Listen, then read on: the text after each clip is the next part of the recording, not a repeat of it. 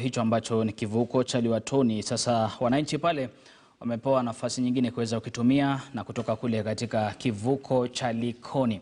Hebu kwa sasa mtazamaji, tuingie hapa studioni tuzungumze naye ambaye ni Naibu Chansela wa Chuo Kikuu cha Nairobi, ambaye ni Profesa Peter Kiama, na tufahamishe mengi zaidi ama tujadili mengi kuhusiana na masuala ya ufunguzi wa shule pamoja na vyuo. Profesa, karibu sana kwenye taarifa za leo mashinani. Kwanza kabisa, hebu tufahamishe iwapo Chuo Kikuu cha Nairobi pengine kimefungua, na iwapo kimefungua pengine ilikuwa kuanzia lini?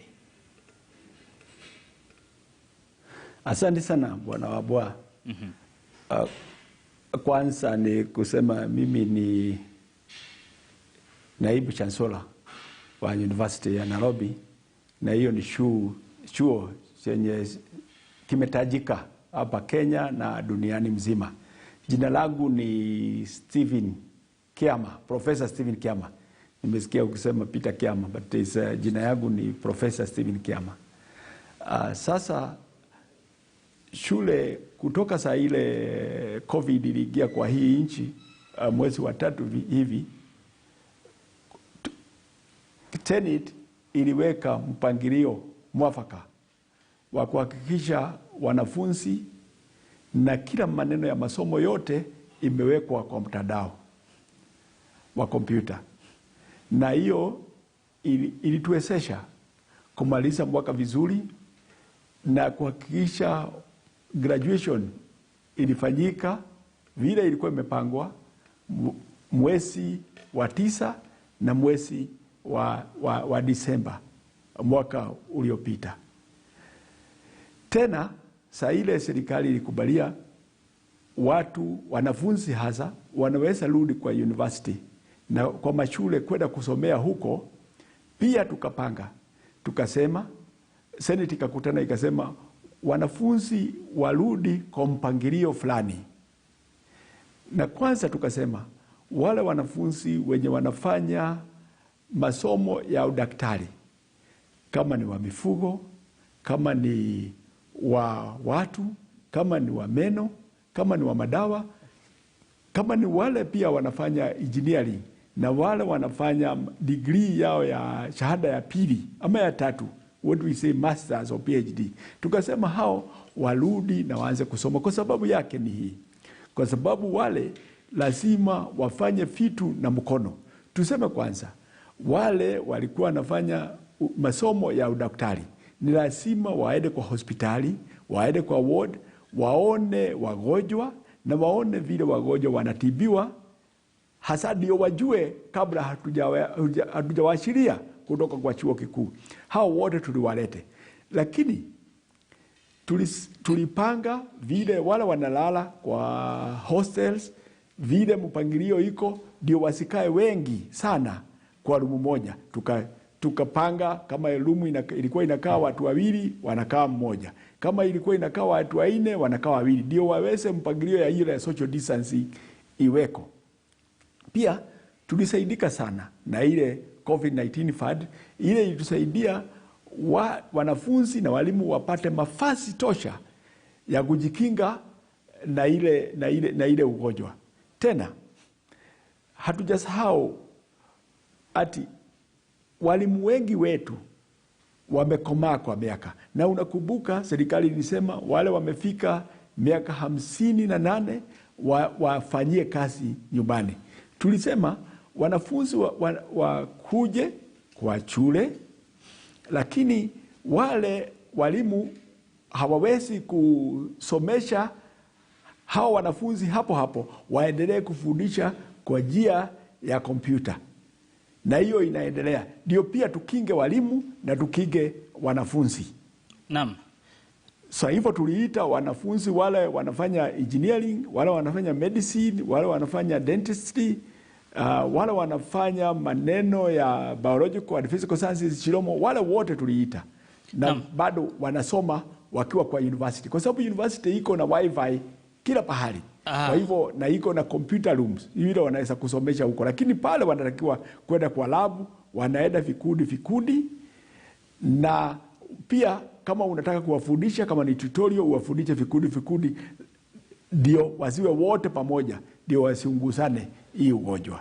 Naam, Profesa, ni vyema zaidi kwamba umeweza kutaja swala hili la wanafunzi wengine kusoma kwa njia ama kupitia kwa mtandao, na pengine hili linafanya kazi, na mnaifanya kazi namna gani wakati ambapo masomo haya yanaendelea kwa mtandao kwa wale wanafunzi ambao pengine walikuwa wamezoea kuingia chuoni, sasa hivi inabidi wasomee kwenye mtandao? Yes, wanafunzi pia wanaendelea kusomea juu ya mitandao, na kuna masomo mingi tumesoma wakati huu wa COVID yenye ingine hatuwezi kuwasha. Unajua University of Nairobi iko na vitengo kwa kila pahali kwa hii nchi. Unaweza kuta kwa huko Eldoret, kule Kisii, kule Kitale, kule Embu, kule Mombasa, kule Kisumu. Beleni tulikuwa tunafanya walimu wanachukua gari ama ndege wanaenda huko kufundisha, wanarudi, wanaenda wanarudi. Hata hiyo inashokesha mwalimu na watoto pia. Sasa mtu anaweza fundisha ukiwa hapa Nairobi, unafundisha juu ya hiyo mtandao, unafundisha wote wale wako hizo vitengo hizo zote pamoja. Kwa hivyo hiyo tutaendelea nayo. Hata sasa inaendelea. Pia kulikuwa wakati wa mitihani.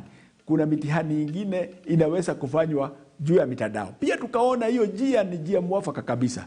Kwa sababu unaweza jua wale wanafunzi wamefanya mtihani na wale hawajafanya mtihani. Zamani tulikuwa na ile maswali mingi sana. Unaona watu wamesema wamefanya mtihani, alafu baadaye wanaambiwa pengine mark zao hazipatikani nini. Sasa ukifanya kwa mtandao, kila record iko ya yule alifanya na result zake ziko. Kwa hivyo tumesoma maneno mingi ile tutaendelea nayo. Tena tuliona iko gumu sana kwa wanafunzi wengi kupata data ya kutosha.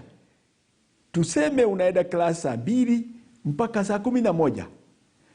Sasa university tukakaa chini tukasema hapana, hata kama wanafunzi wangekuwa hapa tungekuwa tunatumia cost tofauti kuhakikisha wamesoma.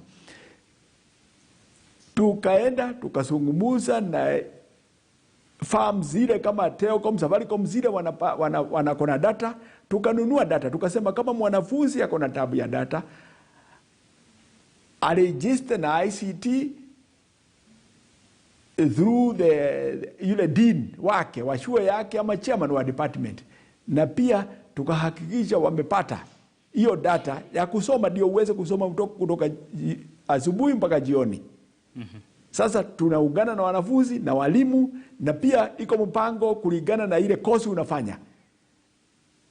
Mpango ni tofauti. Lakini sana hatuweki watoto wanafunzi pamoja. Kwa sababu ya hiyo maneno ya social distancing. Lazima tufuate kanuni za Ministry ya Health. Naam, Profesa, kuna baadhi ya wanafunzi ambao tuseme kwamba katika jamii ni wanafunzi ambao ni maskini na pengine waweze kupata zile fedha za kununua data. Mnafanyaje kama chuo kuhakikisha kwamba wanafunzi kama hawa hawakosi masomo mtandaoni? Kifupi tu. Yes. Vile nilisema vile beleni ni kwamba tuligundua kuna wanafunzi wale pengine ni kwa sababu wazazi wao ama hao wenyewe hawawezi kupata hiyo pesa ya kufanya hiyo data kusoma, ama ni kwa sababu ile masomo unasoma siku mzima kutoka asubuhi mpaka jioni, kutoka Jumatatu mpaka Friday. Sasa tukasema baadhi lazima tuwape data. Sasa ile mwanafunzi anatakiwa kufanya tu ni kupitia kwa dean ama kwa chairman wa department yake, hiyo message inaenda kwa director wa ICT, na sisi moja kwa moja tunahakikisha yeye amepata data ya kutosha. Sasa hiyo tunasema ndio kila mwanafunzi aweze kusoma masaa yote ile mwalimu anataka kumfundisha. Sasa hiyo tuna provide the data for them. Na Profesa, pengine tukirudi katika masuala haya ya COVID-19, pengine ni vipi ambavyo masomo katika vyuo yameathiriwa na hasa katika chuo kikuu cha Nairobi, na pengine huenda kuna baadhi ya kozi ambazo italazimika kwamba zichukue muda mrefu kuliko ule wa kawaida?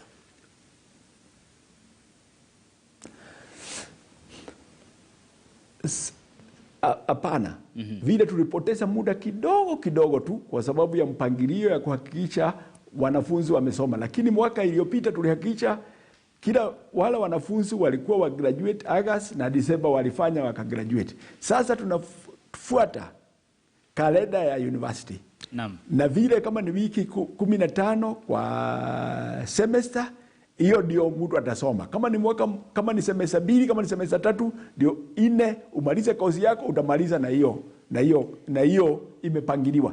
Naam. Kwa hivyo sasa walimu na wanafunzi wote wamechika kasi kabisa kufuata ile kalenda ile Senate imepitisha. Kwa hivyo hakuna mtu atachelewa wachwe nyuma kwa sababu ya hii. Kwa sababu kufundisha, kama unaenda kufundisha kwa darasa kama uko pale mbele ya class na wanafunzi wamekaa hapo, ni moja kwa moja, na kama unafundisha kwa mtandao wamekaa bali, lakini wewe pia unafundisha ukikaa kwa lumu yako ama uko kwa university ukifundisha wote pamoja. Naam. Kwa hivyo sasa watu wote wamechika kazi, hakuna tabu ya kuchelewa kwa sababu tunatumia mtandao sasa. Naam. Aha, na mwisho kabisa Profesa, nitakuuliza hili swali. Je, wale ambao wanahitajika kufanya research ama uchunguzi na wengine wako na projects ambazo wanahitaji kwamba lazima wahoji mtu moja kwa moja, pengine mnafanya nini ama mnawashauri vipi kama chuo waweze kufanya? Kifupi tukimalizia tafadhali. Unaona, wale wanafunzi wenye wanafanya projects ama wale wanafanya thesis, tufanye ni watu wa masters and PhD. Vile hii COVID ilikuja, tulistuka kwanza tutafanya hii kazi namna gani, lakini ile mpangilio sasa tuliweka kupitia siku kadhaa tu, hata sasa hatuwezi rudi nyuma. Hiyo ndio mpangilio ile ya muhimu kabisa, kwa sababu beleni ilikuwa mwalimu mwanafunzi kama ameandika kitabu yake, anakuja anapelekea mwalimu anasoma, alafu mwalimu anampatia muda ili anaweza kuja kumuona, ndio maulizane maswali, amuonyeshe vile anaweza rekebisha ile kitabu. Lakini sasa unaweza kufanya hivyo hata kama kule huko unapata appointment na mwalimu kwa mtandao, na mwalimu hiyo inakuwa rahisi sana. Anasema wewe kuja, wewe unione saa 2, wewe unione saa 3. Mwalimu pale tu atakuwa na pale, wewe mtaweza kukutana kwa mtandao na msungumuze na mwalimu akuonyeshe haraka, na alafu aende kwa mpango ingine. Tena wale wanafunzi wametoka nchi sabali, beleni tulikuwa lazima uchukue ndege ukuje dione mwalimu ndio urudi. Sasa hapana, unazungumza ukiwa huko na mwalimu anakuonyesha na unaandika vile mwalimu amekufundisha na anaangalia, anaona ni mzuri. Tena mitihani tukaifanya pia ni kwa mtandao. Kwa hivyo mwanafunzi na uko pande ile na mwalimu ako pande ile, wanakuuliza maswali unajibu, na inakuwa recorded kwa kompyuta. Kwa hivyo huwezi sema ukipata hii wewe ulikuwa umefanya better, ulikuwa umefanya mzuri kuchida vile. Tena wale lazima wafanye utafiti kwa lab ama kwenda kuzungumza, kwa sababu ni kitu ya moja. Hiyo tulikubalia, wewe unaweza kuja kwa lab na ufanye hiyo utafiti yako na uandike vile inatakiwa. Kwa hivyo kama kuna watu wamesaidika ni wale wanafanya hizo research projects. Beleni tu hatukuwa tunajua inaweza kufanyika namna gani, but Senate ya University ya Nairobi na walimu wote walichukua hii jukumu na wakakuja na mpangilio mwafaka ile mzuri, hata zaidi ile hatuwezi rudi nyuma sasa. Kwa hiyo maneno ya kufundisha ya thesis, ya PhD na masters, hiyo inaenda vizuri sana. Hata walimu ile research wanafanya hata imeongezeka zaidi. Naam. Asante sana Profesa Stephen Kiama wa chuo kikuu cha Nairobi, ambaye ni naibu chansela wa chuo hicho, tukizungumzia masuala ya COVID-19 na vile chuo hicho kimejitayarisha kupambana na makali yake na vile kuendesha masomo kama kawaida. Asante sana bwana Profesa. Naam, mtazamaji, basi kufikia hapo naomba tupate mapumziko mafupi. Muda si mrefu nitakuwa narudi, na tukirudi basi tuko naangazia semi za viongozi kuhusiana na semi alizotoa Rais Uhuru Kenyatta wikendi iliyopita kwamba ni wakati sasa uongozi utoke kwa jamii mbili na kuenda kwa jamii zingine, manake taifa la Kenya lina jamii zaidi ya 47. Usiende mbali.